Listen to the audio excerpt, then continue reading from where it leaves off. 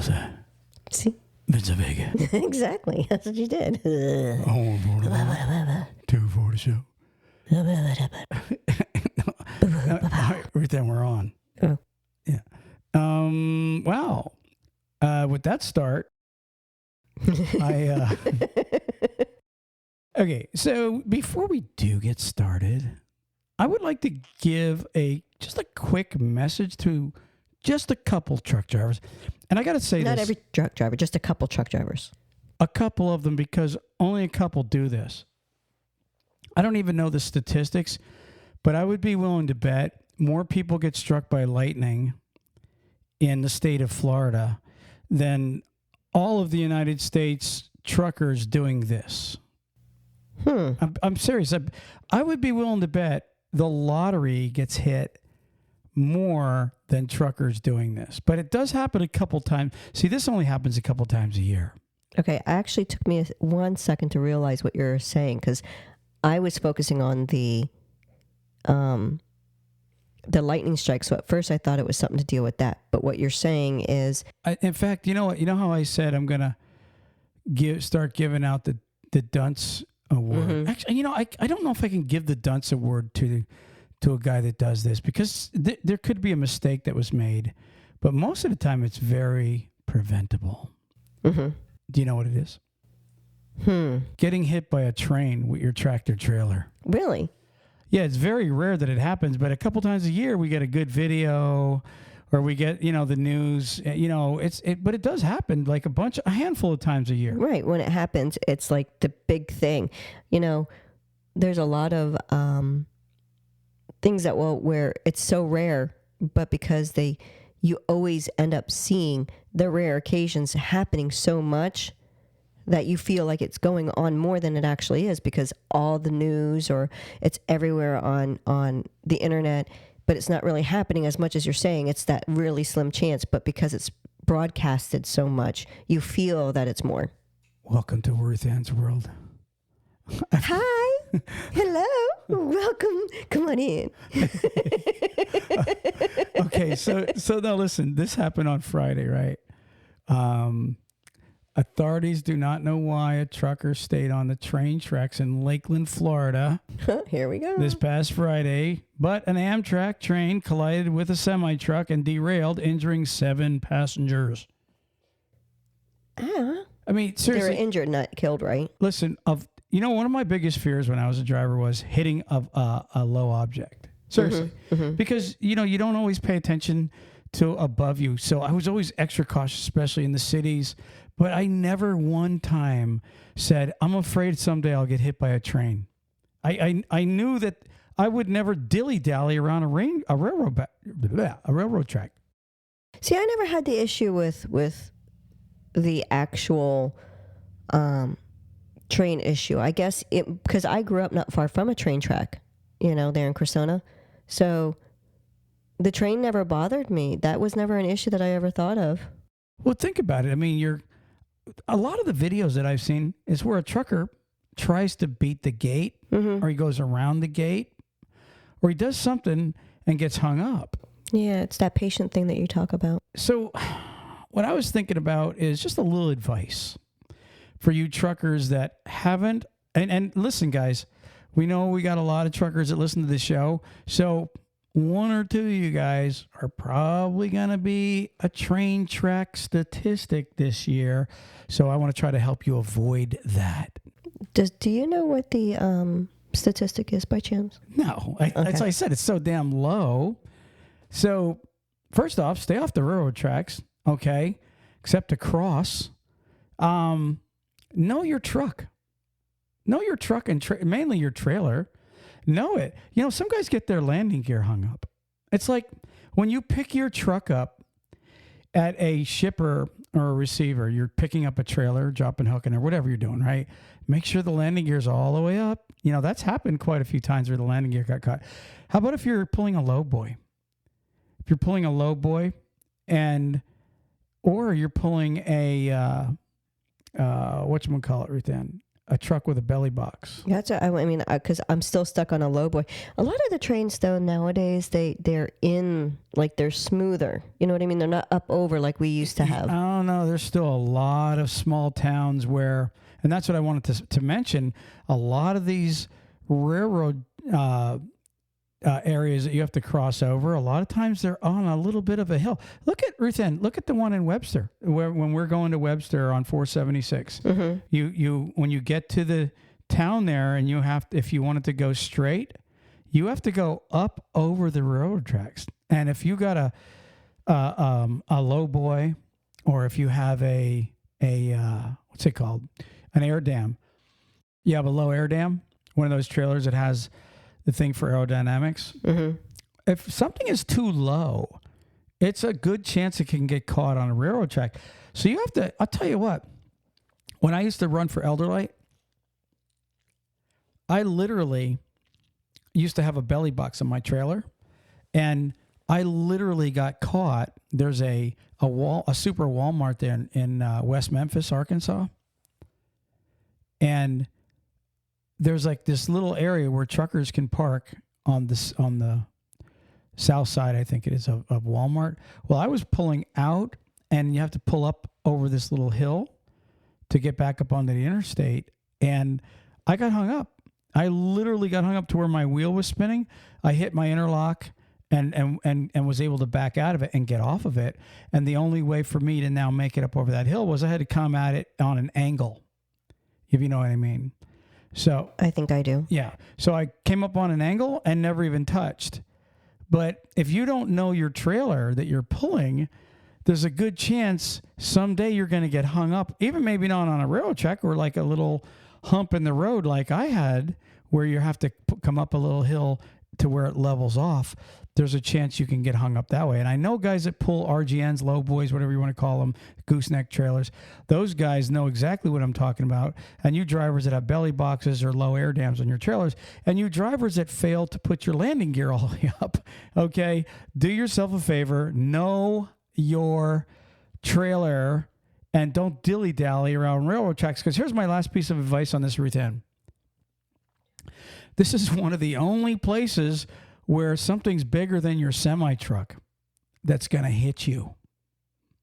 Of all places to be,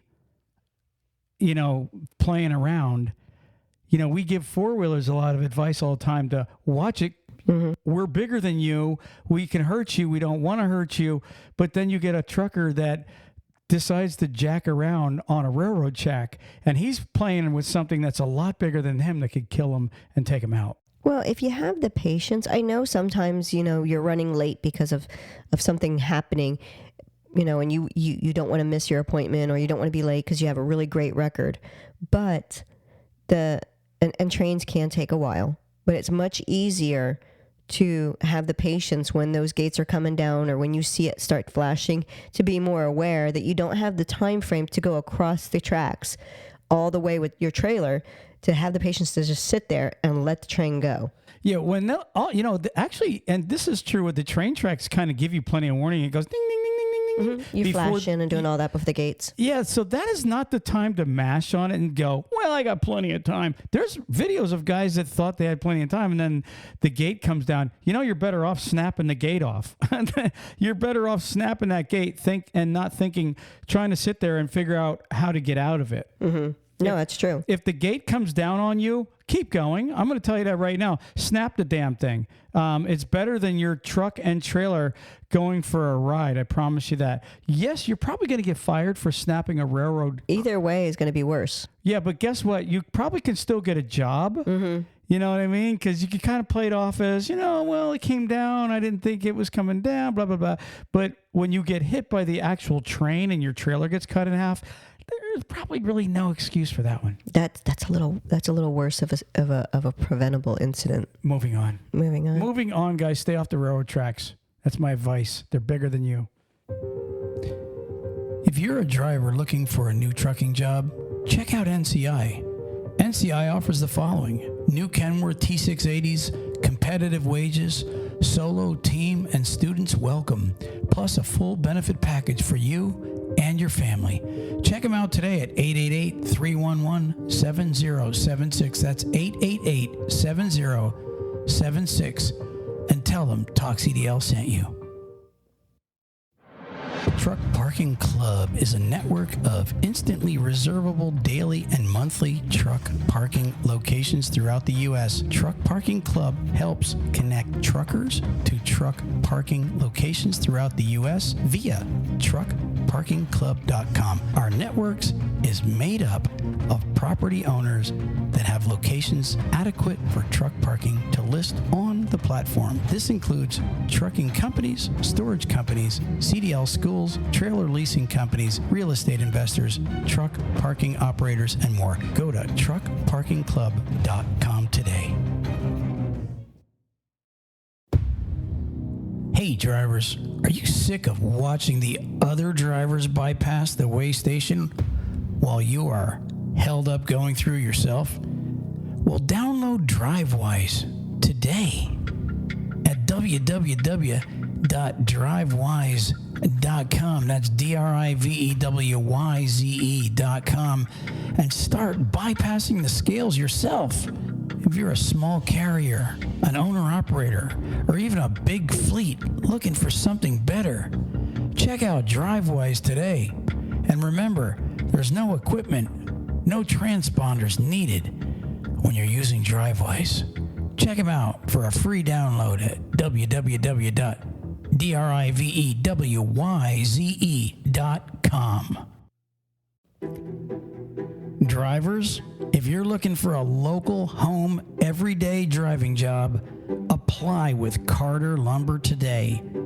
They have positions for Class A and Class B local drivers. They can take experienced drivers, students, and non-CDL drivers. With over 160 locations, chances are they have a position for you. So go to carterlumber.com/TalkCDL and apply today. Again, that's carterlumber.com/TalkCDL. Thank you. All right, we're back. We are back. So There's your warning. So this week on TalkCDL, we have we want to do some more famous truck wrecks, and I got a real doozy for everybody that I looked up, and it's a truck wreck with a twist. And then, of course, we've got the trucker songs, which what a great response to that, Ruth Ann. We've got truck drivers sending us songs. Yeah. Okay, you got one guy that sent you one from Australia. Hey, Cog. And, you know, we've got others that sent in through different outlets. So we're going to go ahead and mention one or two of ones sent in. And then we also have some advice on getting a job in a bad economy. So just a couple of pointers and tips for truck drivers to be watching for in this very bad economy, that they could go ahead and secure a job with a steady income. Cool? Cool. So let's just start with famous truck wrecks. Again, I'm just going to kind of ease into this one. This happened in 2006 in Indiana on I-69, which is the north. It's a north and south interstate. It says there was this famous truck wreck in 06. A trucker, they're pretty sure he fell asleep and he crossed the median and he killed 4 Taylor University students and one of the workers. That they were in a van. Okay. But more on the trucker, Ruth Ann. Okay. More on this trucker and the accident a little later. I want to get to the twist. Okay. Now really listen to this. Although 5 being killed, in an accident is very horrible. But that is not where this accident gained its notoriety from. Okay. Listen to this, a little bit of an article here. It says, for 5 agonizing weeks, Taylor University freshman Whitney Cerak. Cerak. That's how I would pronounce that, Cerak. She laid in a hospital bed, gravely injured, unable to speak. Loved ones at her side prayed and comforted her. These are her family. They were with her. She was basically in a coma. Okay. It says, but they weren't her family and they weren't her friends. She was in a hospital bed, and families and friends that thought they were holding this girl's hands didn't realize it wasn't their daughter. It says they were the family and friends of another student who was named Laura VanRyn, R-Y-N. Listen to this.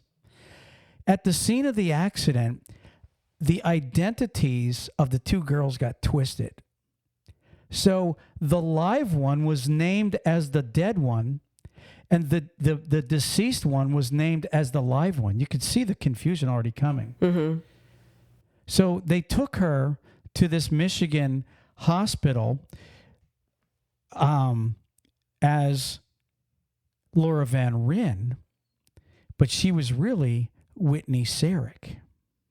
And so Laura VanRyn's family was there thanking the Lord and praying and holding her hand and feeling grateful that their daughter was the only survivor in this accident. And here it wasn't their daughter. Their daughter was already buried 5 weeks ago. Wow. By the other family. Yes. The Cerak family had already had a funeral for the VanRyn's family. And so the Cerak family in the last 5 weeks has been grieving because in their minds and hearts, their daughter was killed when this semi-truck came across the highway, the interstate, and hit this van. And the VanRyn family was again happy that she was alive and hoping she would come out of this coma.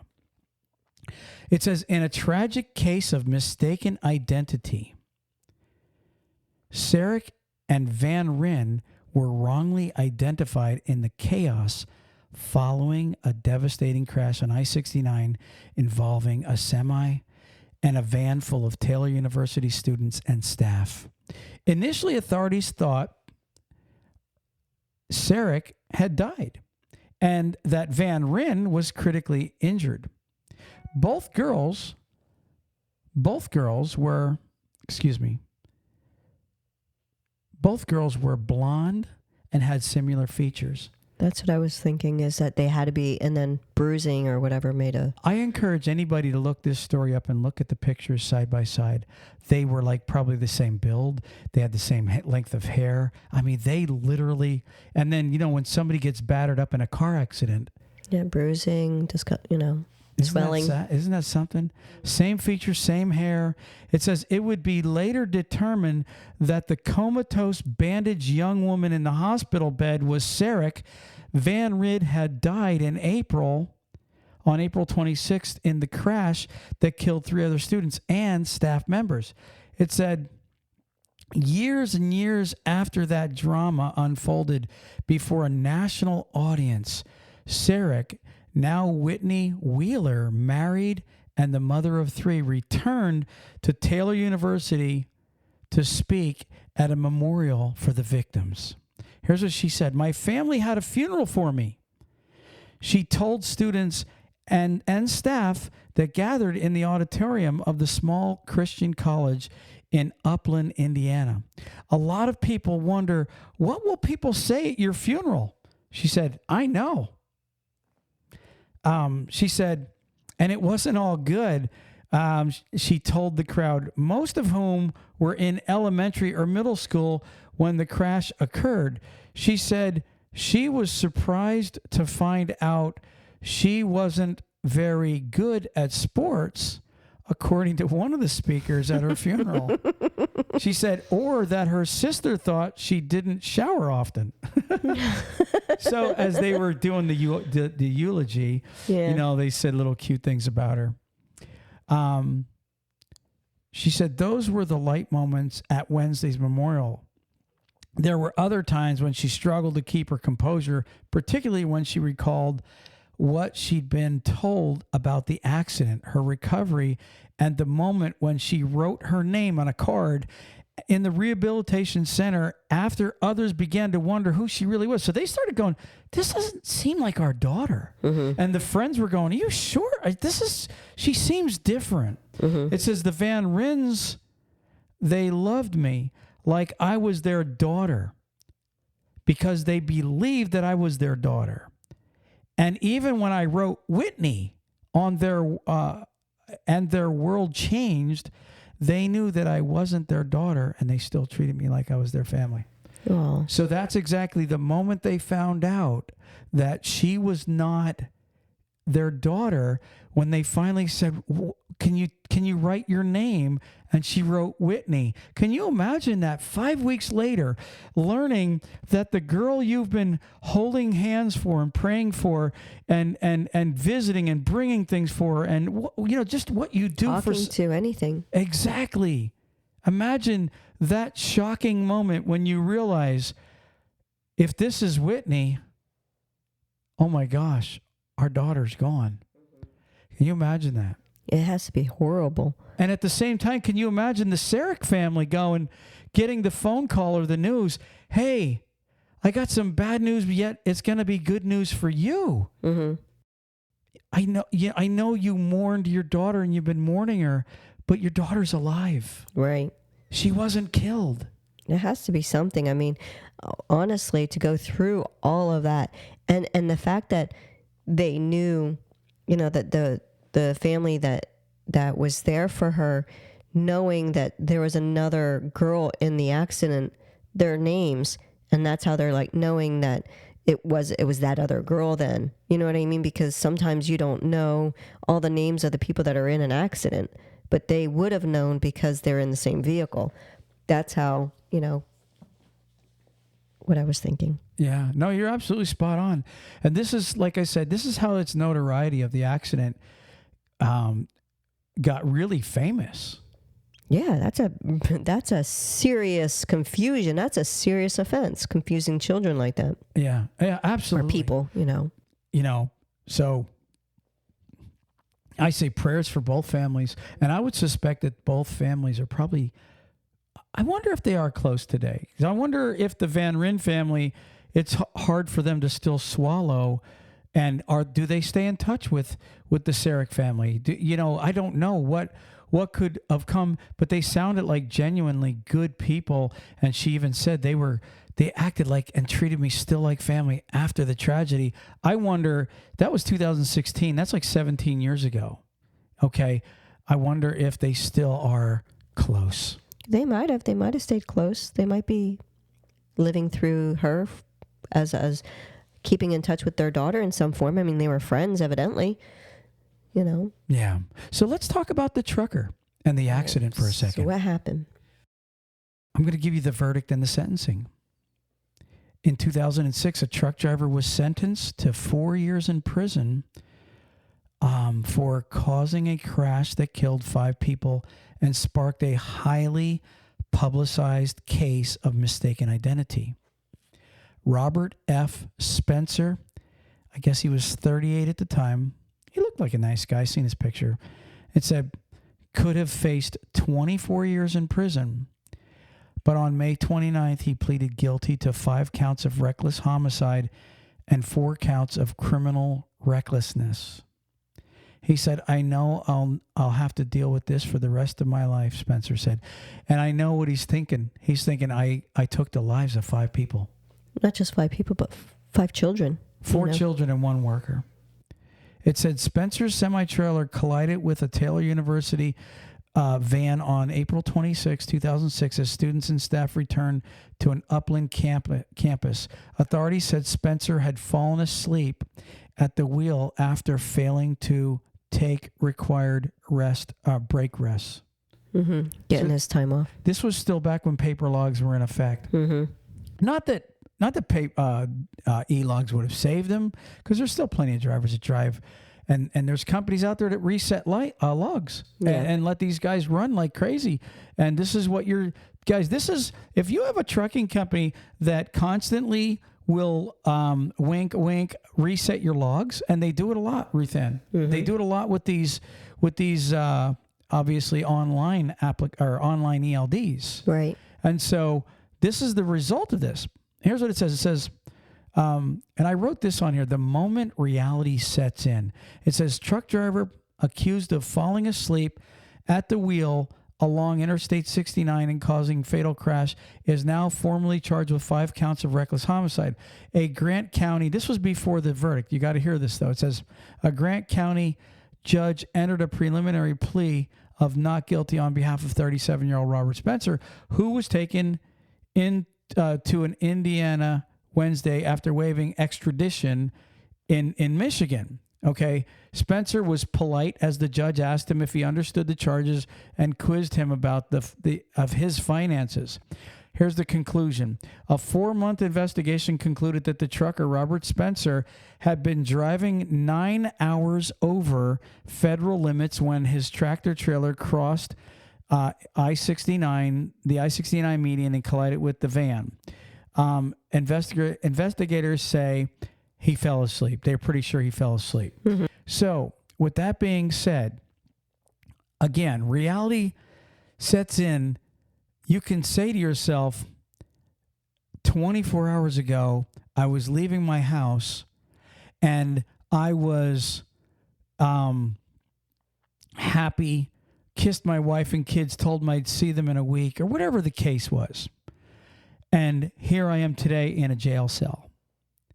And just because you're not a criminal, and I wanted to just point this out, Ruth Ann, just because they're not a felon, because they're not, robbing a bank or getting caught with drugs or doing something, you know what I mean, what most people consider, a criminal act. A criminal act. He's working. He's literally at work right now in that tractor trailer. Right. Doing what he was asked to do. Right. But you guys got to realize there's a reason why. There is a reason why there's federal regulations on hours of service, whether you agree with them or not. It doesn't matter whether you think you can drive further and stay up longer. It has nothing to do with it.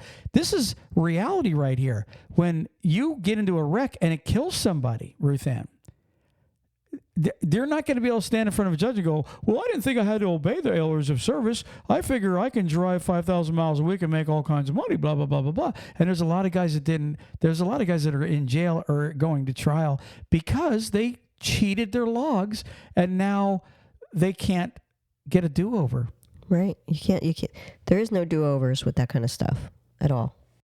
So reality sets in. This guy got 4 years in prison, which is a very, very, very, very, very lucky sentence, Ruth Ann. Oh, yeah. They said he could have gotten 40? No, 24 years he could have gotten. Most likely he's never going to be a trucker again. All right. And like he said, he has to live with it. So drivers, I mean this sincerely, and you small trucking companies, I know the real big trucking companies are not resetting people's logs. I know that. They're compliant. You know that. Right, right. But, you got a lot of these mom and pop companies, Ruth Ann, they got less than 50 trucks. And they have Keep Trucking and Samsara and all these online logging systems. But I got news. I just want to point out one thing for both trucker and company. If you have a driver that gets into this crazy tragedy where lots of life is lost, or even one life is lost, Ruth Ann. Right, and it doesn't matter if they're lost or just injured. They're going to go and they're going to do an audit. You know that.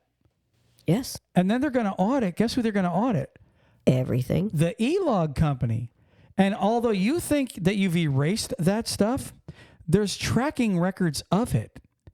Okay? Because let me tell you something about the e-log company. They are not going to 100% want to take the blame for something you were able to do. So if you erase somebody's logs and give him a real quick reset when he's just driven 10 hours and he kills somebody, DOT, the cops, everybody's going to go into that logging system that you think isn't there. It's just like the AT&T phone, Ruth Ann. Mm-hmm. And that's another thing. They not only can look at your logging records, they can look at the AT&T records or your and burner phones. Now they can look, Ruth Ann. So right. Burner phones, AT&T, T-Mobile, they can track where your AT&T phone was for the last 24 hours. They don't even need your damn e-logs. No, they can track it. They can see messages and everything. You can delete it, but they're still going to have record of it. Yeah. Nothing's completely ever erased. Yes, don't be stupid. You know, I used to tell the boys that. I'd be like, don't be stupid. I'm telling you, trucking companies, you think you're making a couple extra dollars. Well, when your ass gets sued for every penny you have in your houses, I promise you, the extra couple $1,000s you might make this week is not going to be worth it, guys and gals. And you truckers, the trucking company is not going to tell you that they told you to do it. Although, I will tell you, they're going to be in just as much trouble nowadays, Ruth Ann, with these e-logs.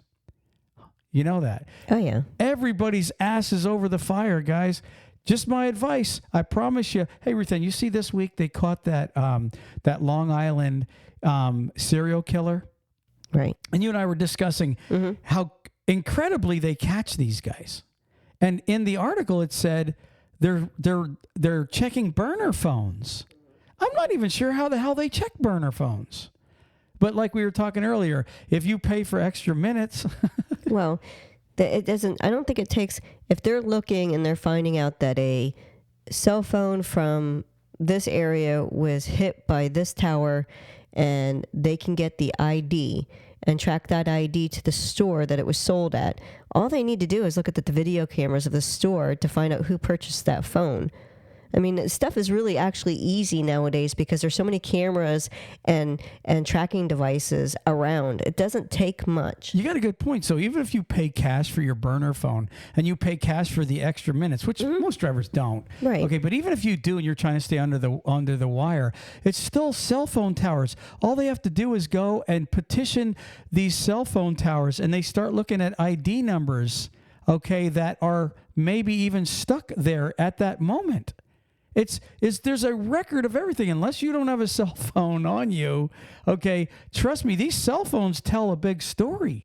Oh yeah, definitely. These things, and I think a lot of people forget that there's not much that you have on your body that can't be traced some way or another, between having a surgery, between having anything. There's IDs in everything. What was in that movie with Will Smith? Was it called Enemy of the State?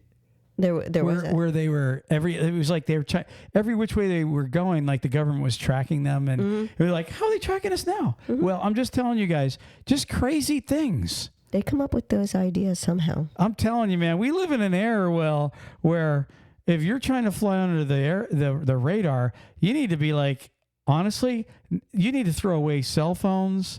You need to be totally off grid the way you pay for things. You need to be not on cameras, and that's hard to do now. No, it is hard to do. I mean, every intersection has a camera almost. They say everybody's on like 1,000 cameras a day now. You know, so guys and gals, advice: stay legal. It's best advice. This driver really, honestly, truly, like he said, the rest of his life. And if he's listening right now, he's probably agreeing.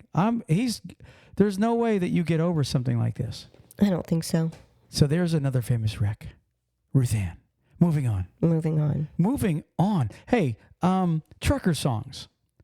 I picked out one because we got drivers now sending in songs going. And what's really cool about these trucker songs this week is they don't have to be an actual I'm a trucker song. It could be about life on the road. And so the first song that I have, actually, I apologize. I'm going to go ahead and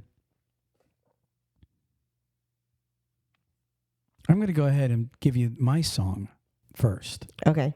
And it's a pretty famous one. I'm going to give you the words, of course. I don't want to play it on the air because I don't want to play with the copyright thing. And I might sing a little bit.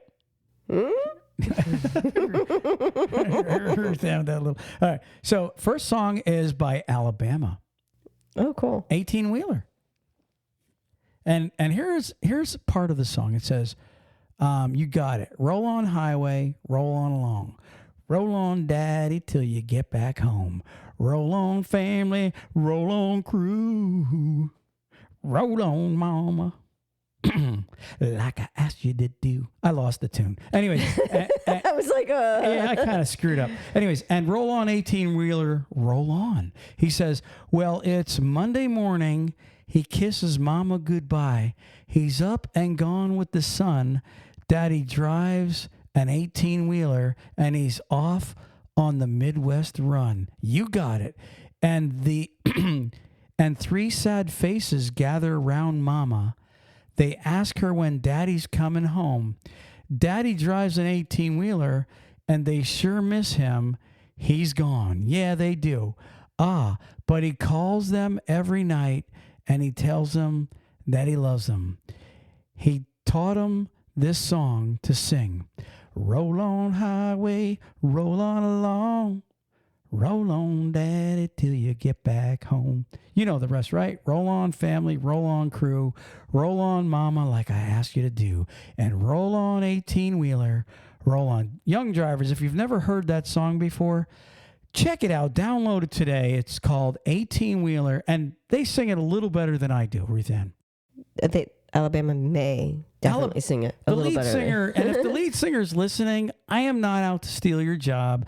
You stay there. I'm going to do the podcast, and you got your job still at Alabama. I promise you. Mm-hmm. Ruth Ann, the second song I'm going to bring into this mix, and this is a super sweet, awesome, cool song by a singer that I used to listen to when I was a kid. My buddy and I, we used to cruise around in a 77 Chevy Nova.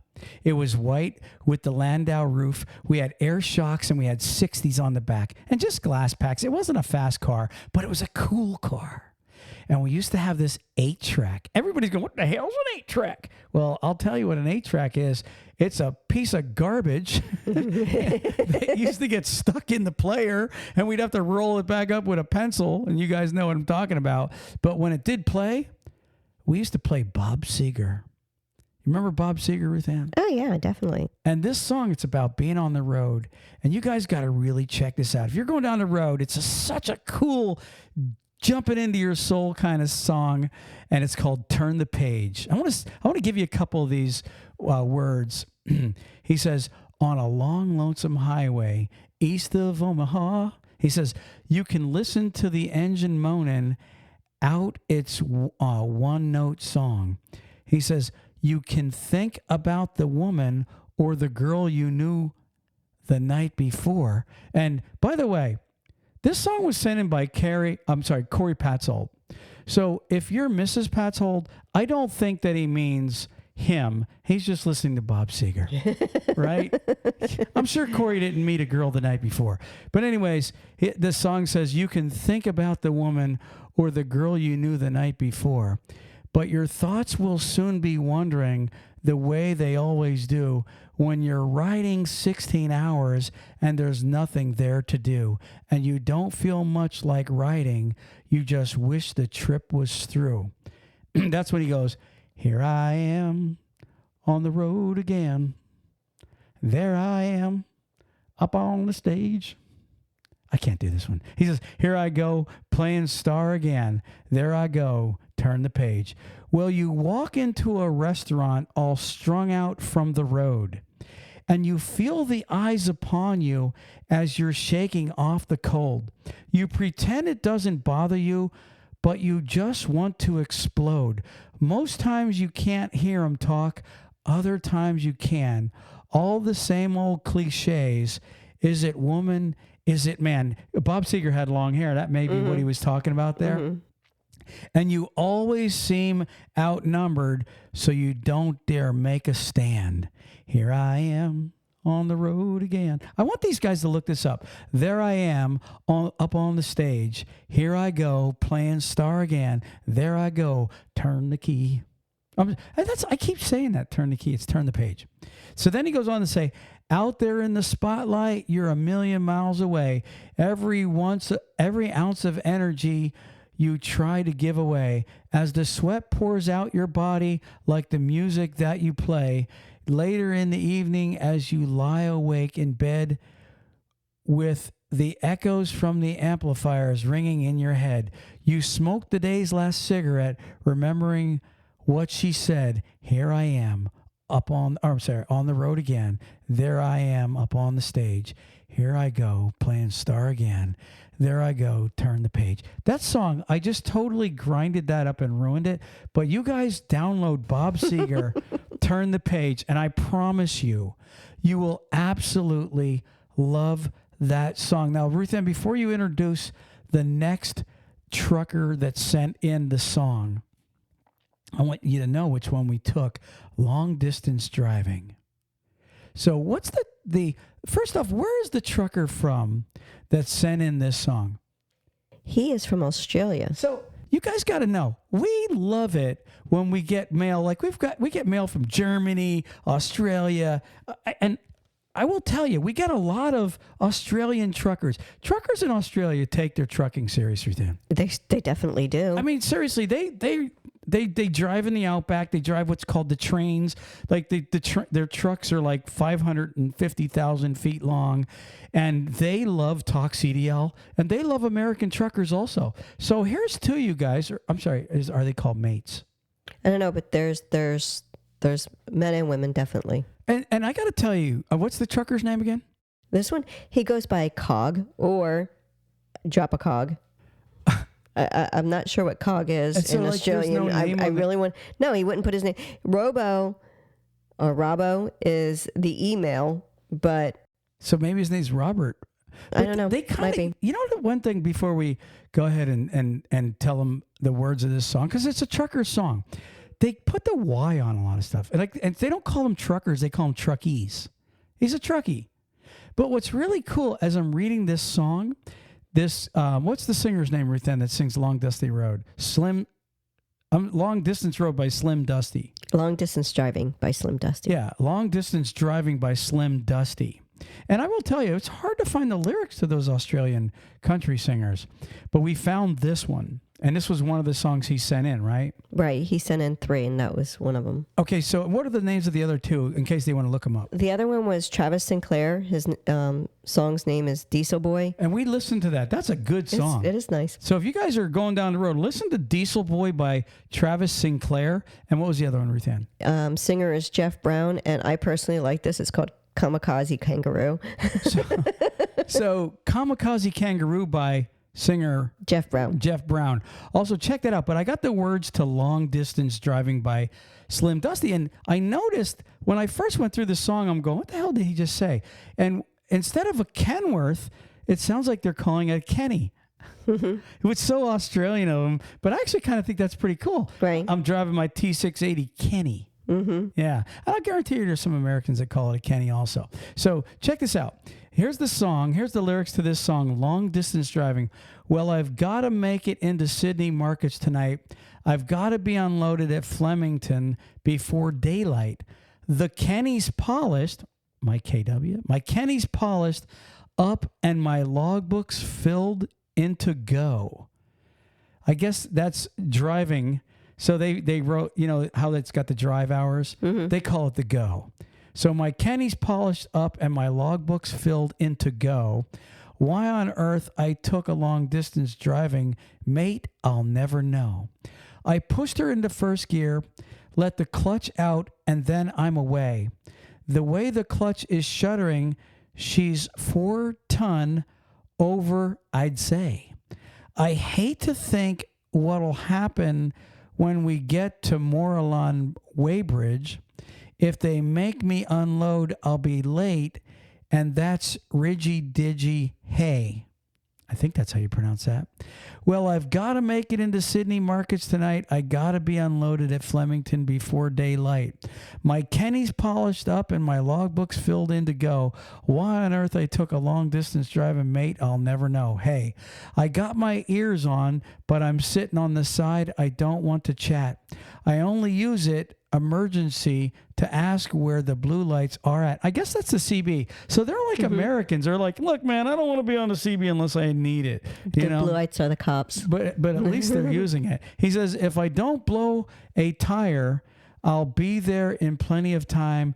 If I don't go crazy staring at this long white line. Hey, because I've got to make it into Sydney markets tonight. I've got to be unloaded in Flemington before daylight. My Kenny's polished up and my logbooks filled in to go.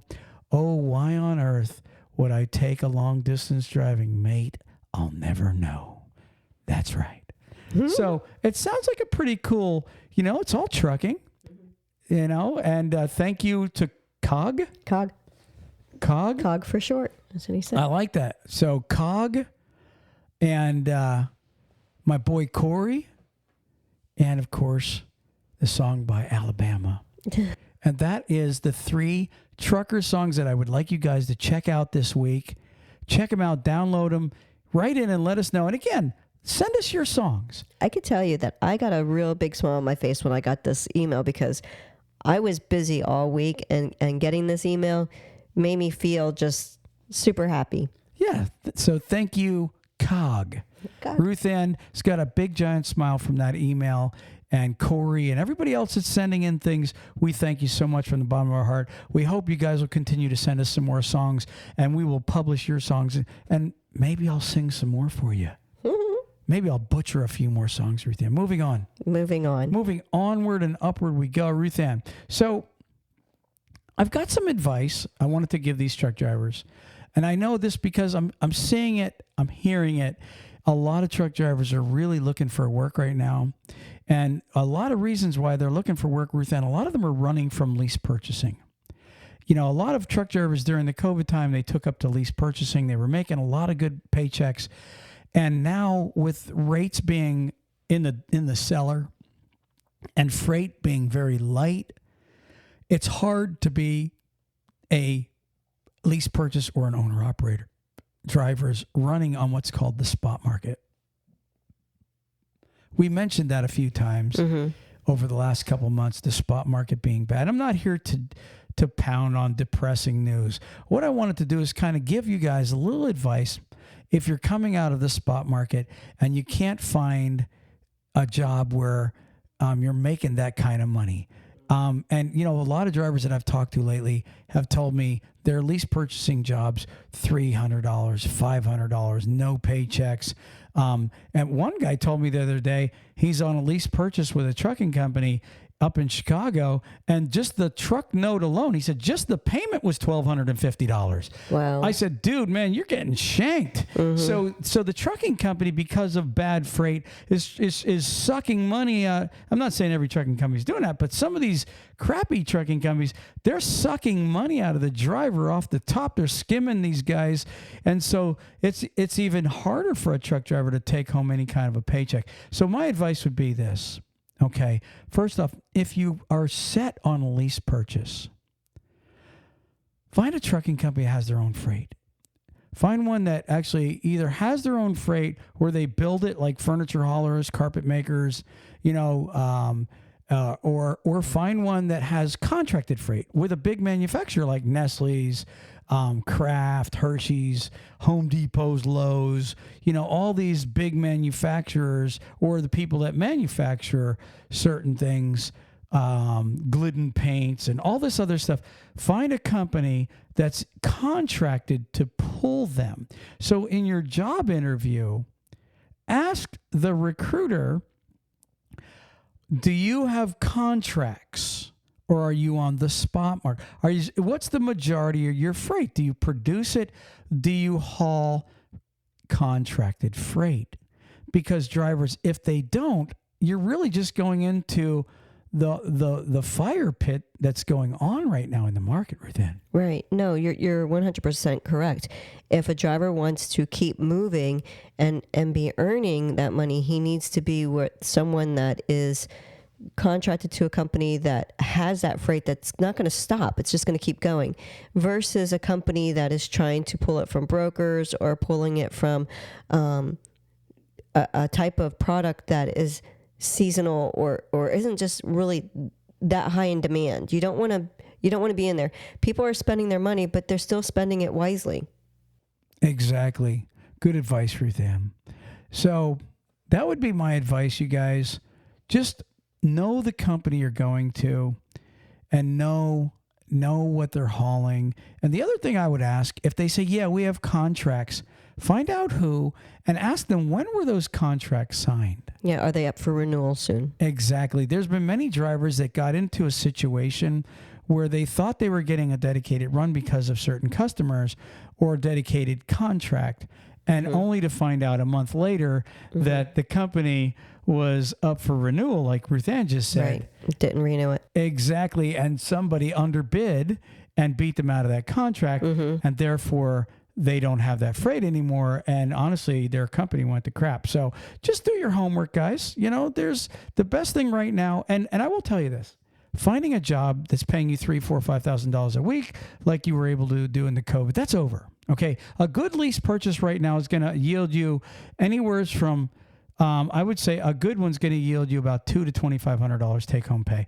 If you can find that, okay, with a company that is, you know, has their own freight, then yes, you can, I would say take a chance, and there's a good chance you can do well there. But if you're looking to make more, you get a recruiter that tells you you're going to make 3,000 plus. I promise you're probably being lied to right now in this day and age. And just stay away from spot market companies. Ruthann, that is my podcast for the week. And I know you've got a bunch of stuff for us. I do. I have a couple things, but I did want to kind of touch base on what you're saying, because I believe, but I'm not 100% correct, and I wanted to ask you. The trucks now are starting to come in, as far as some of the newer ones are starting to be released with the chips that we had such an issue with chips not being made. So we had a big hold on a lot of tractors.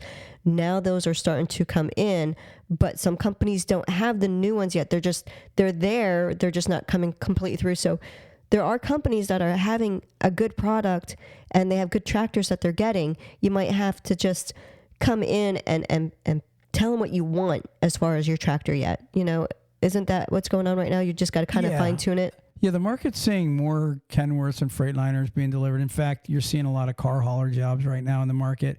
But the unbalance to that is the freight thing. So now truck prices have come down quite a bit. And the reason being is because nobody wants them, because there's not enough freight to make money with. So it needs to balance. I'm telling you guys, the good side of all this is I'm seeing an uptick, and you know, Lord willing, it's gonna balance out, and the market is gonna come back. And you know how many times there's been bad economies. Ever since there's been an economy, there's been bad economies, and then there's good economies. It just keeps going back and forth. Right. And so right now, because of the COVID and what happened, I mean, realistically, the reason why it happened at this point doesn't matter. All we really need to know is it is slowly getting back, and there are manufacturing jobs are starting to pick up. People are going back to work, and the reason people are going back to work is because they ran out of stimulus money. So there's a lot of people that are taking jobs now, and good jobs. So if you're wanting to, you know, see a turnaround in the market, I've been here in 2024 where normality is going to feel about back to normal. So we still got probably maybe less than a year to where we start seeing it. But I will tell you, I think that you're seeing a little bit of a turnaround, but you never know.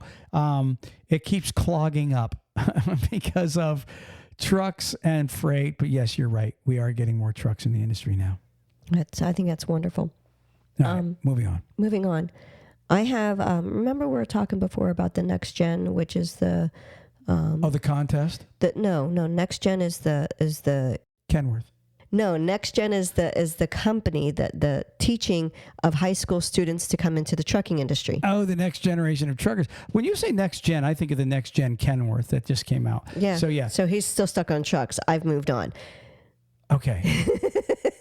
So now you're talking about the high schools that started implementing the I think that's awesome. I mean, it started in California, and now it's like all over the country. A lot of not shop classes, but a lot of your Votex and stuff now have a tractor trailer class, huh? Right. And right now they are celebrating their 2-year anniversary of being out there and doing this.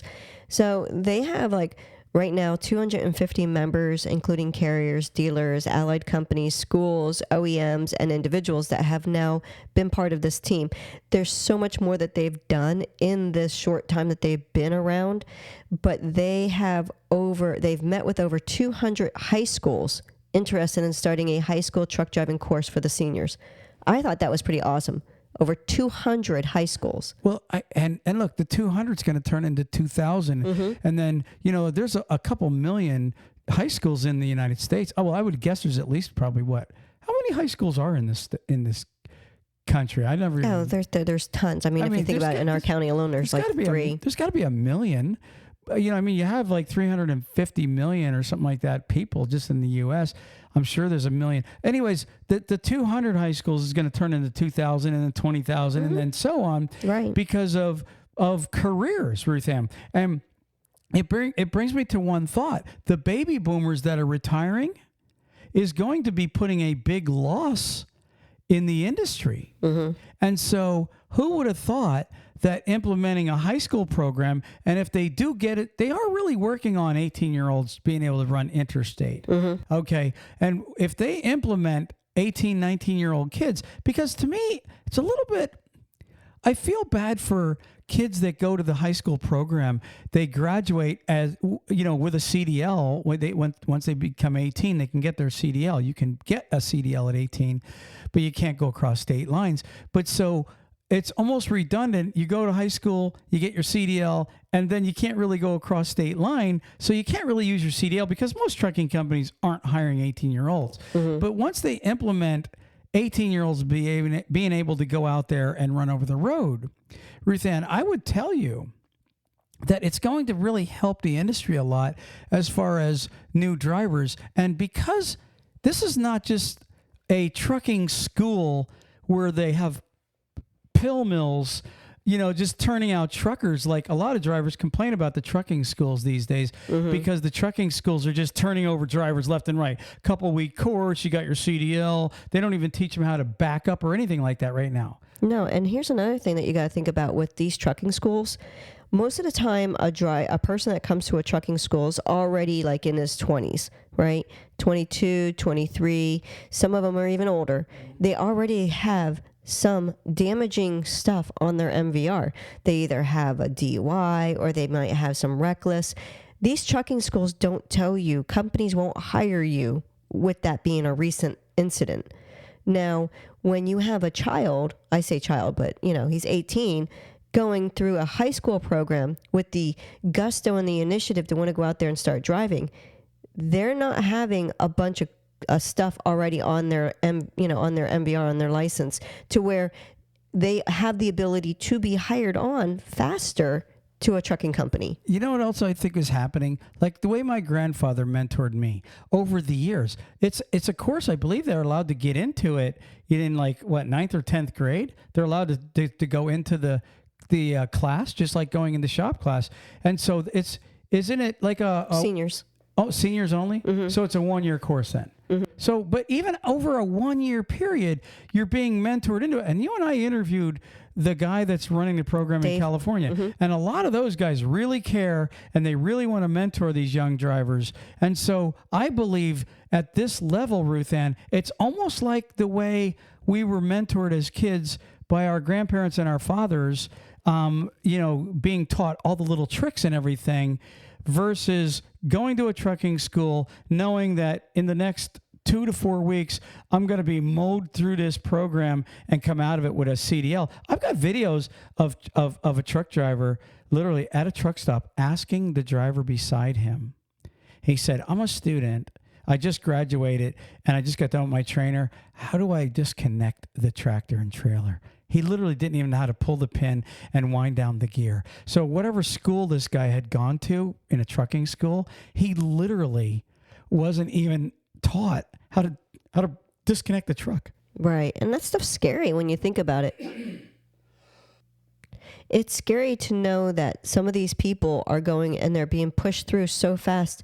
And granted, I'm sure some of these men out there, they're being either, I want to say prideful, but they're embarrassed to ask them to say, hey, can you go over this again? I didn't quite understand it. Or, I tell you, when we were doing it and I was getting ready to take my test, you know what the scariest thing for me was? Aside from backing, because I can't back I can back my car up, get me with a trailer attached to me. I can't back straight with anything.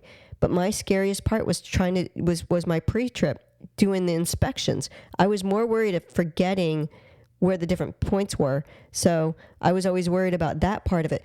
So I think a lot of the drivers probably that go through these schools, they're kind of afraid to ask them, can you go over that again? just because of the fact that they're grown men and they feel embarrassed. I'd be willing to bet that these young guys that in their senior year go through whatever, it's probably VOTEC, going through this tractor trailer class. Yeah, it's a VOTEC. Is it VOTEC? So going through this VOTEC, I would imagine they come away remembering the name of all the parts. I would be willing to bet it's like a 105-point inspection that you were talking about, the pre-trip. Mm-hmm. Guess what? How many truckers can name even half of those components?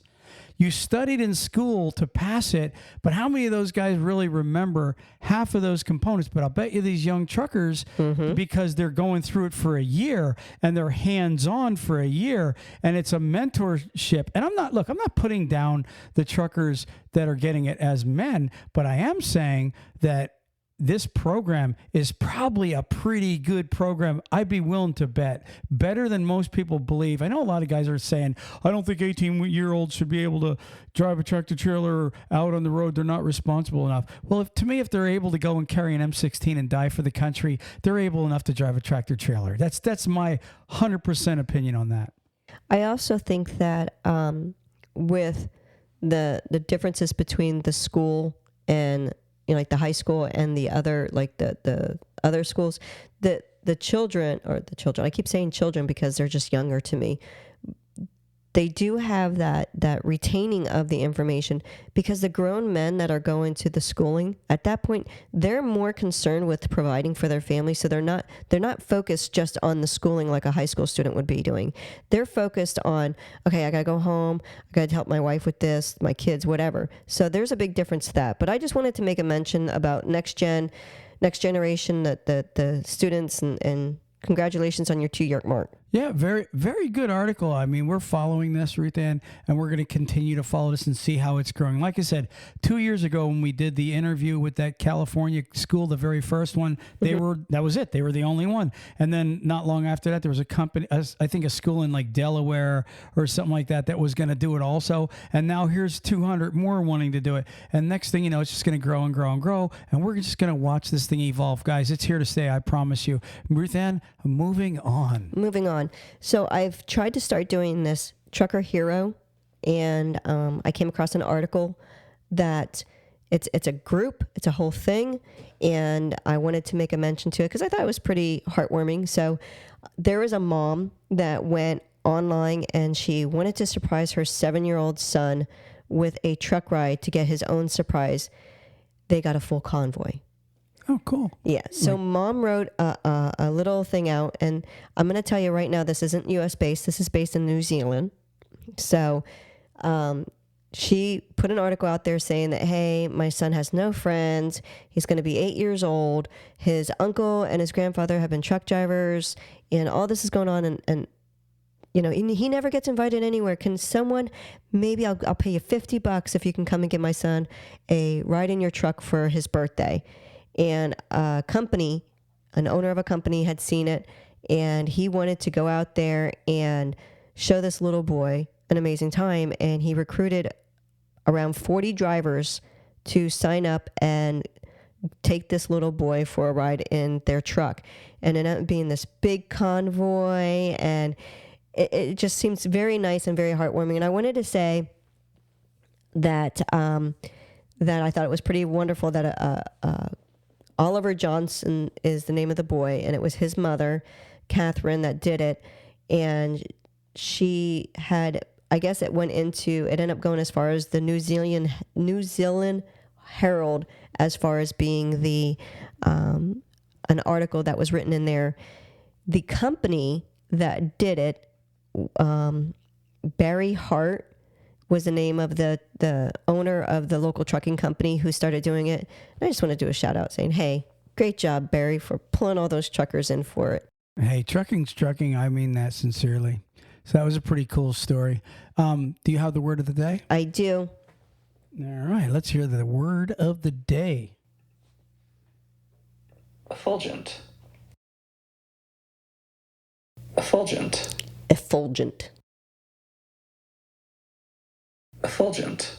Pretty quick one. Effulgent. Okay, so tell us about effulgent. Well, it's spelled E-F-F-U-L-G-E-N-T. Just because of how fast he says it, I don't think you really get it that good. But It is an adjective.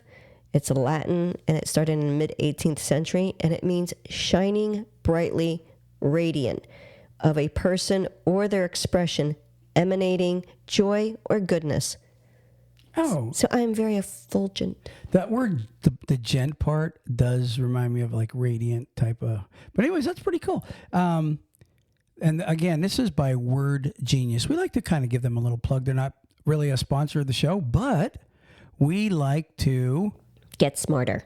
Yeah. All right, Ruth Ann. Peace. Peace. We're out of here. Praise the Lord.